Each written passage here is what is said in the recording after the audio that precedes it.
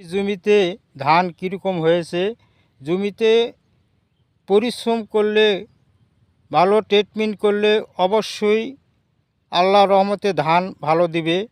আর পাশে এই জমিতে দেখবেন ধান কীরকম হয়েছে।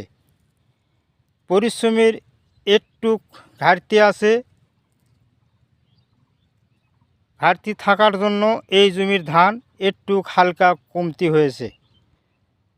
যা দিয়েছে এটা আল্লাহর কাছে হাজার শুকরিয়া আদায় করি। সবাই ভিডিওটা দেখে লাইক শেয়ার কমেন্ট করবেন, চ্যানেলটা সাবস্ক্রাইব করবেন বেশি বেশি করে ইনশাল্লাহ। জমিতে ধান কীরকম হয়েছে। জমিতে পরিশ্রম করলে, ভালো ট্রিটমেন্ট করলে অবশ্যই আল্লাহর রহমতে ধান ভালো দিবে। আর পাশে এই জমিতে দেখবেন ধান কীরকম হয়েছে। পরিশ্রমের একটু